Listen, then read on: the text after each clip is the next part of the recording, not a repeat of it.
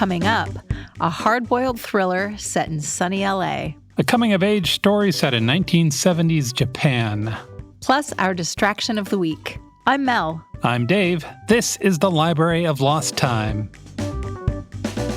We have an exciting lineup today. We do. I'm talking about the new mystery novel, The Divide, by Morgan Richter. Yep. And later, she's our guest to share a distraction of the week. Yeah, she's going to be here. I think of Morgan as my Duran Duran pal, Morgan. I met her on Twitter about 10 years ago when I was lurking on the edges of the Duran Duran fandom. She wrote a series of essays called Duranalysis, in which she does a deep dive into Duran Duran's music videos.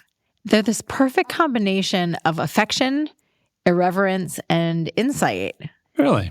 Yeah, she's like the person you wish sat next to you in the back of class, trying to make you laugh with her running commentary. And then when the teacher called on her to make her look stupid for not paying attention, she had the right answer ready to go. That's what Morgan feels like. So Morgan was my Duran Duran pal. Yeah. And then I found out that she's written a handful of novels, and she has this deep experience in the entertainment world, including working on Talk Soup, one of the greatest TV shows of all time.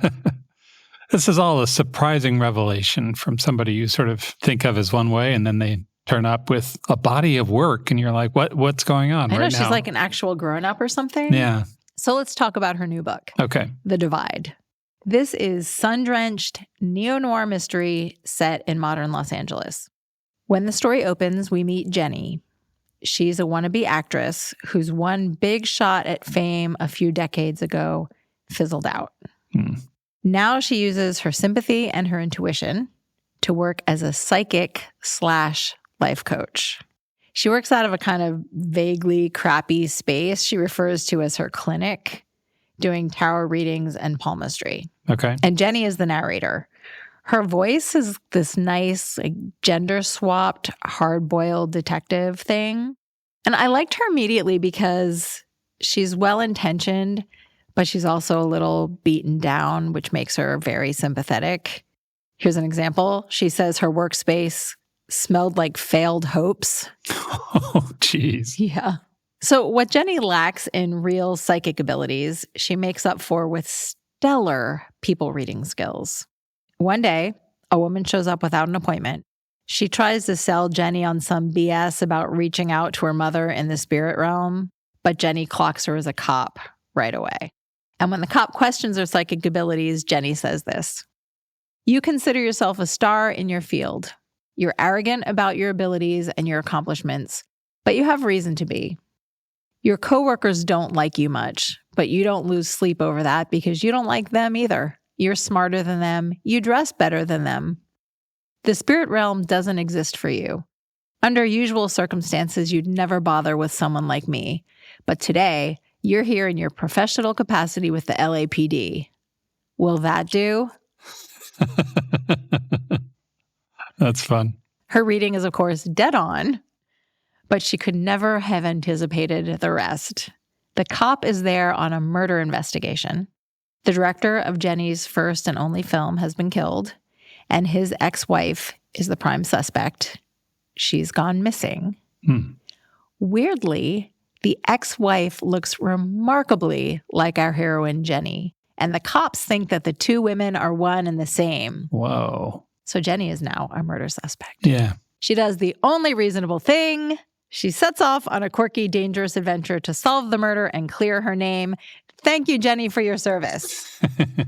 I am not the only one who enjoyed this book. The Wall Street Journal said it starts as an offbeat mystery and turns into an emotional tour de force. As a friend of Morgan Richter, I was thrilled to know that the Wall Street Journal loved her book as much as I did. That's so nice. This story has all you could want from mystery. An amateur sleuth you can root for, an inside peek at the art world, a prestige actress turned wellness guru, and surprising twists that get a little weird. Plus, it's very, very LA in the best way. I think this is a perfect book to end your summer reading. It's The Divide by Morgan Richter. Yoko Ogawa is a Japanese author who has won every major Japanese literary award, if we can believe Penguin Random House. Wow. Yeah. You might know her from 2018's The Memory Police. That was a finalist for both the International Booker Prize and the National Book Award. She has an old book out. She wrote a book in 2005 that has just been translated and released in English. Oh, cool. Yeah. It's called Mina's Matchbox.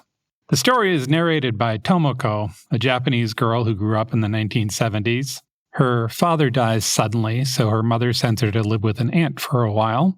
The aunt is rich and eccentric. She has a house with 17 rooms, a sprawling garden, and a pygmy hippopotamus. I could not be more into this idea. There's a dashing, charming, and mysterious uncle. He runs a soft drink company. And there's a cousin, Mina, who's just a little bit older than Tomoko. A grandmother lives in the house. There's an 83-year-old housekeeper. Wow. And a gardener. And the family, of course, has secrets. Of course they do. The entire book is told as a flashback from the perspective of an adult Tomoko looking back 30 years and remembering what it's like to be a child. And that bit, combined with the pygmy hippo and the huge house and the tone of the writing, which is just a little formal, all work together to give me a very strong Grand Budapest Hotel vibe. That sounds like the very next thing I should read. Yeah, it really does, yeah. The reviews for this book described it as hypnotic and bittersweet. The New York Times Book Review called it effervescent. If you'd like to get lost in a big house in Japan with some secrets to unveil, this sounds like an excellent place to go.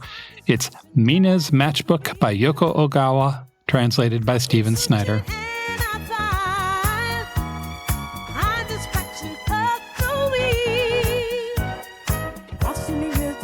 We are talking to Morgan Richter, the author of The Divide. Morgan, thanks so much for joining us. Thank you so much. I am thrilled to be here. I understand that you have a distraction of the week for us. I do. I am going to preface this by saying that I've always been an indiscriminate reader. I have zero snobbery about books. I think everyone should read whatever they want. With that said, my tastes these days mostly skew towards classic novel and literary fiction and what's usually considered like book club fiction. Mm-hmm. One huge exception. For the past 4 or 5 years, I've been craving a source of uncomplicated escapism. Thus, I have developed a strange yet deeply satisfying addiction to Batman comic books. Oh, right on. I love it. Yeah, and it kind of came out of nowhere, but the good thing is it's a really cheap addiction because I can check out as many graphic novels as I want from the public library, both bound versions and ebooks. And for whatever reason or combination of reasons, it seems to be exactly what I need in my life right now. The Batman universe is vast and sprawling, and my preferred corner of it is specifically comic books about the superhero Nightwing. Oh, all right. Yeah, I don't know how well versed you are in Batman lore, so I apologize if I'm about to tell you a bunch of stuff you already know. Nightwing is Dick Grayson, the original Robin of Batman and Robin. There's been a bunch of Robins over the 80-plus year history of the character. But when you think of Batman and Robin, you're probably thinking of the original dynamic duo of Bruce Wayne and Dick Grayson. Dick Grayson hasn't been Robin for a very long time, ever since becoming an adult. He's been Nightwing since the early 1980s, and he has his own comic book series, and he's also the leader of the superhero team, the Titans.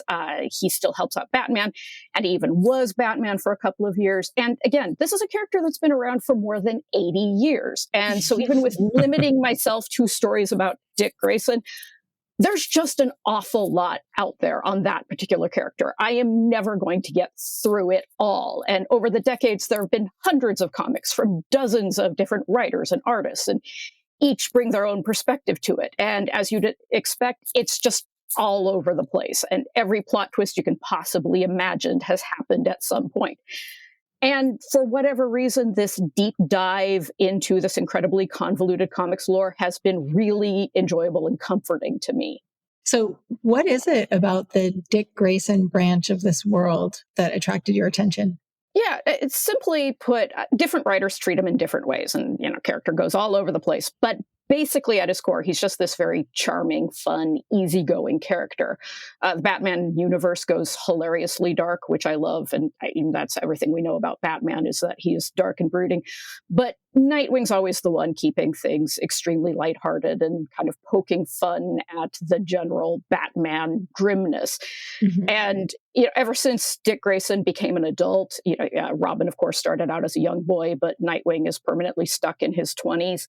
He's also known as a very sexy character. Like, he has there's the truth. Now we get there. Now we're getting somewhere. And it's dealt with in a very fun way, where he's an object of lust in the DC universe. Like, just everyone has a crush on Nightwing. And you'll see that where every once in a while, Nightwing will start to trend on Twitter. And when I check it out, without fail, it's people talking about his ass. He is very, very famous for his ass. And there's always just a ton of butt jokes within the comics themselves. It's a whole thing. It's really childish of me, I realize, and I don't care. It's just kind of this really fun, dumb obsession. That's awesome. Yeah. 100% here for all of that. Yes. So what are some of your favorite Nightwing stories? The current run of Nightwing, which is coming to an end, they have runs with a specific writer and artist team. There's just a lot of changeover. Usually each writer-artist team will work on it for a couple of years and change over. And the current run is coming to its end, which is a shame because it's been delightful. It's won a lot of awards just for being extremely light and warm-hearted and funny. The complaint about it, which I see as a valid complaint, but absolutely nothing has happened. Like, nothing of importance. It's, Nightwing is dating Barbara Gordon, who is Batgirl, and their relationship's getting more serious, and they adopted a 3-legged dog. And, that's kind of like for 2 years. Yes, there's been crime fighting going on in the back of this, and the Nightwing comic book overlaps with other Batman adjacent comic books where big world crushing events are happening. But for the most part, it's, Nightwing and Batgirl living together and trying to make it work with their 3-legged dog. And I'm here for that. So domestic and cute. Yeah, it's adorable. And it's just very tongue-in-cheek and funny. And again, very low stakes. People have been complaining about the lack of stakes, but I'm like, I'm here for the low stakes. That's fine. So if somebody is listening to this and they think, that sounds really fun, I want to do that too, do you have a title that you recommend they start with? I would just recommend as a good entry point, starting at, and I don't even know what the title would be, they're all random comic books, but starting at the start of the Tom Taylor run. He is the writer on it, which kicked off probably 2 or 3 years ago. And I'm trying to think of how best to do it's in bound graphic novel volumes that I highly recommend checking out from your local public library. It's by far the easiest way to get started in comic books, because that way, if you make a bad decision, and there are bad decisions out there, you have not spent any money on it. You just return it to the library, no harm done. But yeah, I would start with the Tom Taylor run of Nightwing, which is the current run. So my favorite run of, I think, any Batman maybe is the Darwin Cook Catwoman series. Oh, yeah. Darwin Cook is fun. Yeah. I just love that stuff. And it seems very sort of up your alley with the double indemnity divide angle. That's a very noir-infused run. Yeah. There's something sort of very wholesome about the way Darwin Cook looked at superheroes in general. I just love his work. Yeah, no, he was fabulous. A lot of Batman writers they really go into the gritty dark, and which is fine. And sometimes I find gritty darkness both very satisfying, and also sometimes it can be so over the top that it just wraps around into being hilarious. But after a while, it can get a little tedious. And so I appreciate the Darwin Cooks out there and the writers and the artists who bring kind of a more, self-aware touch to it. I personally am very interested in the 3-legged dog.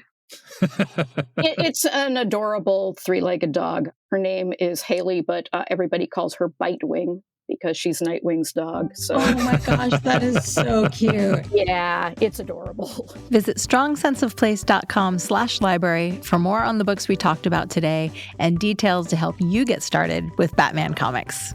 Thanks for joining us in the Library of Lost Time. Remember to visit your local library and your independent bookstore to lose some time yourself. Stay curious. We'll talk to you soon.